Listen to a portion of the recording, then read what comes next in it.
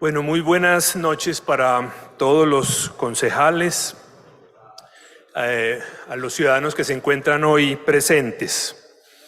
Gracias a la concejala Adriana Arango también por extenderme esta invitación. Quiero hacer una ponencia que he titulado Otros instrumentos y procesos para planear las dinámicas metropolitanas. Como lo dice el concejal, soy Luis Fernando Acevedo Restrepo, arquitecto, urbanista, profesor de la Universidad Nacional de Colombia. Quisiera plantear tres hipótesis y una propuesta acerca de la convocatoria de la Gobernación de Caldas para pronunciarnos en torno a la aprobación o no de la constitución de un área metropolitana para la subregión centro-sur de Caldas. Primera hipótesis. Esta es una convocatoria de muy clara estirpe antidemocrática, porque no garantiza una amplia participación ciudadana. No existe la posibilidad de elegir por el sí o por el no de manera informada. No se reconocen los derechos y las garantías de quienes se han organizado como colectivos por el no y solicitaron reconocimiento oportuno ante la Registraduría Nacional. La democracia representativa en Colombia está perdiendo cada vez más valor y legitimidad social.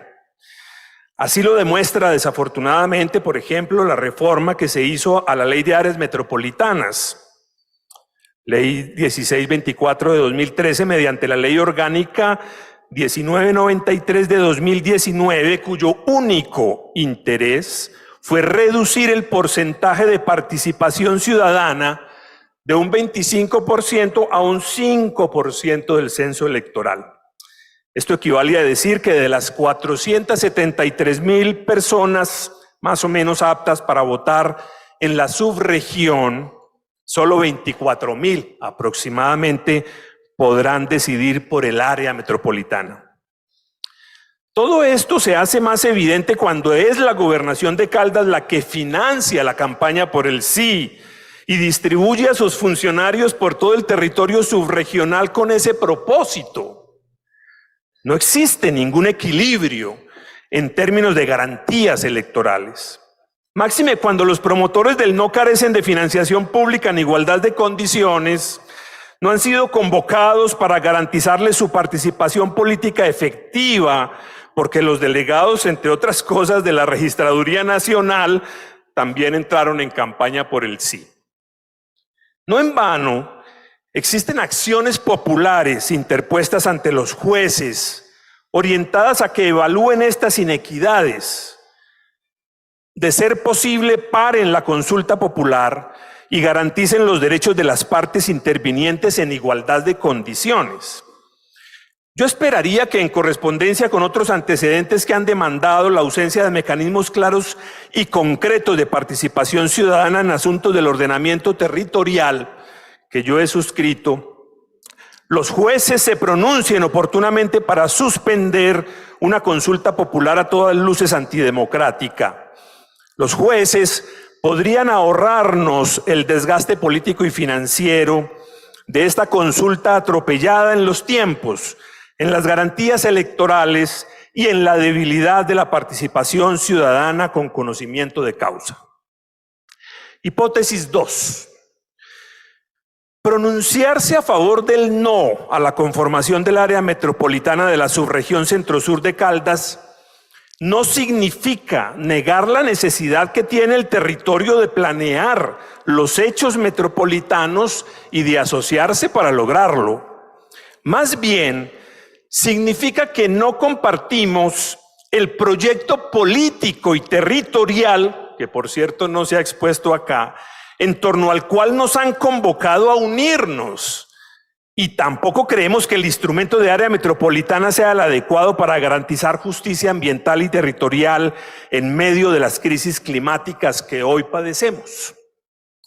Quienes abogamos por el no en la conformación del área metropolitana, no estamos en contra de la asociatividad metropolitana, mucho menos del progreso subregional. Lo que creemos es que el modelo Atkins que nos proponen formulado desde Inglaterra y concertado con la banca multilateral y la OCDE, mas no con la ciudadanía en los territorios, y por lo que veo tampoco con este consejo, no representa ni recoge el sentir de las necesidades más sentidas de carácter socioproductivo, culturales, ambientales y de los habitantes de los 5 municipios. Las urgencias ambientales de la cuenca del río Chinchiná como fuente de vida para todos los que habitamos este territorio sin distingos de clase requiere de otros instrumentos más eficaces y democráticos. Hipótesis 3.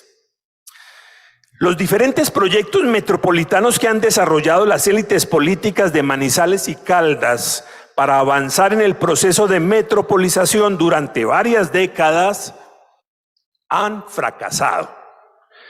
Bien sea porque son inviables en el contexto de la división internacional de las economías globalizadas, o porque han sido pensadas como imposiciones del centro político hacia la periferia, o porque no han tenido la capacidad de gerenciarlos exitosamente.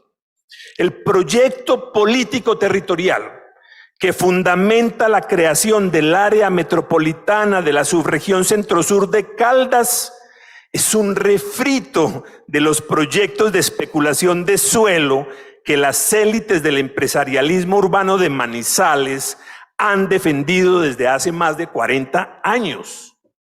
Están incorporados en el POT de Manizales desde hace 20 años y no han sido capaces de ejecutarlos. La razón es muy sencilla. Esos proyectos salieron a la venta en los mercados globales buscando socios internacionales que los financiaran y la respuesta hasta ahora ha sido negativa. ¿Cuáles son esos grandes proyectos?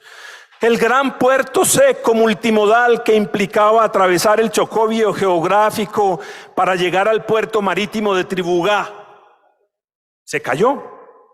Los ambientalistas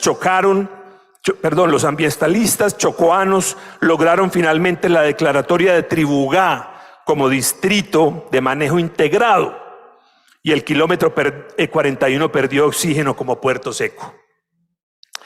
Se rasgaron las vestiduras sustentando la urgencia de tener un aeropuerto internacional de talla mundial. Y hasta ahora solo tienen para mostrar uno de los lotes más costosos del país por la cantidad de recursos que han demandado la habilitación de suelo para fines aeroportuarios. Prometieron la ciudad del conocimiento para los jóvenes emprendedores, pero están convirtiendo a nuestros universitarios en obreros digitales de los call centers. Y ahora vienen por los jóvenes de la subregión. Ofrecieron zona franca y tuvieron que vender a menor precio las inversiones de urbanismo en la zona industrial porque no hubo interés del mercado de maquiladoras. Quisieron resolver el problema del déficit de la vivienda de interés social a través de un macroproyecto, uno solo, y nos dejaron unos lotes abandonados. Entre tanto, muchas familias acuden hoy en día a la invasión de tierras urbanas para resolver por su cuenta esta necesidad. Este sigue siendo el modelo y algunos de los proyectos priorizados para llamar a los municipios vecinos a constituirse en área metropolitana. Ese modelo de desarrollo fracasó. Quiso revivirse en Caldas en las pasadas elecciones con la propuesta El Gran Acuerdo por Caldas, pero también fue derrotado. Aún está vivo en Manizales. Le hacemos un llamado a los habitantes de la subregión centro-sur de Caldas para que no se dejen imponer por la vía de la constitución del área metropolitana, cuyo propósito es lograr oxigenar esa visión infraestructuralista del desarrollo mediante la creación de una institucionalidad pública supramunicipal, hegemónica, centralista y antidemocrática. Lo que buscan es garantizar recursos públicos por transferencias nacionales o endeudamiento externo para financiar negocios privados. Propuesta, para finalizar. Votar no al área metropolitana es un mandato para trabajar en otras formas asociativas democráticas que permitan priorizar el agua y la preservación de las cuencas hidrográficas como fuente de vida. Votar no implica que la ciudadanía de la subregión. Profesor Acevedo tiene 2 minutos para redondear.